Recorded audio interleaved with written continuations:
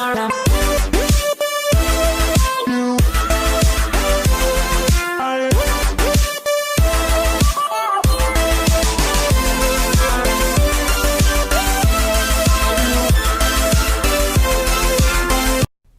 students to another math video. Today we'll be talking about the mean, median, mode, and range. Alright, so go ahead and have your notes ready to go and we'll get started. So we're just going to jump right in and just look at some examples today. So our mean, or another word for it is finding the average of something, the sum of the data divided by the number of pieces of data. So a lot of times in sports you see averages, points per game, rebounds per game. So let's look at an example here with regards to test scores. So let's say our scores were 94, 92, 88, 87, and 91. To find the mean, we would add up all those scores, which equals 452, and we divide by the number of pieces of data, which is 5 test scores. So we divide by 5. And 452 divided by 5, we get 90 and 4/10 as a mean or an average. So that would be our correct answer for this set of data. Right, and our next one here. And so the mean, median, and mode are measures of central tendency.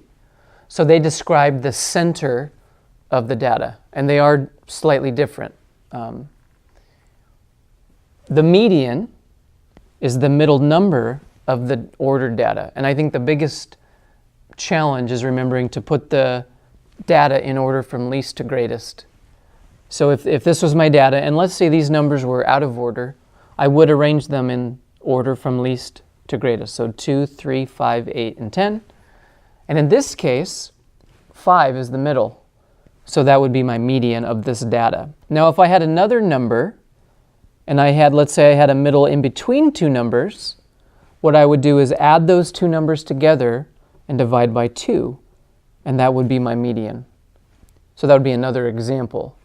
So if I had an example where there was one, if it was split, let's say there were 6 pieces of data. So there wouldn't be an exact middle like this one, so I'd have to add the 2 and then divide by 2, and then that would be my median. The mode is the number or numbers that occur most often, so most frequently. So here's an example of data. 1, 2, 3, 2, 4, 5. The 2's occur most frequently. So 2 would be the mode of this data. Now if there was all just one of each number, there would be no mode. So if this was a 6, there would be no mode for that data. But in this case, since it is a 2, the 2 occurs most often, 2 would be the mode. All right?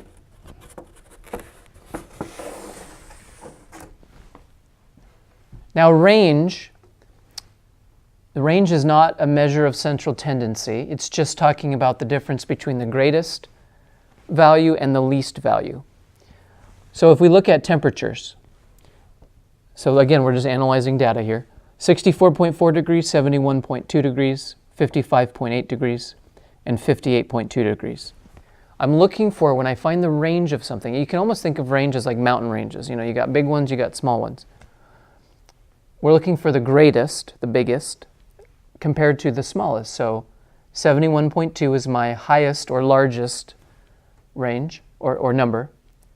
And 55.8 degrees is my lowest temperature. So when I find the range, I find the difference between those two, and in this case, the difference between the two, 15.4 degrees, so my range is 15 and 4/10 degrees. So that's all for our notes for this lesson. We'll do a lot more practice in class, and we'll look at all 4 of these different measures during our practice time. Thanks.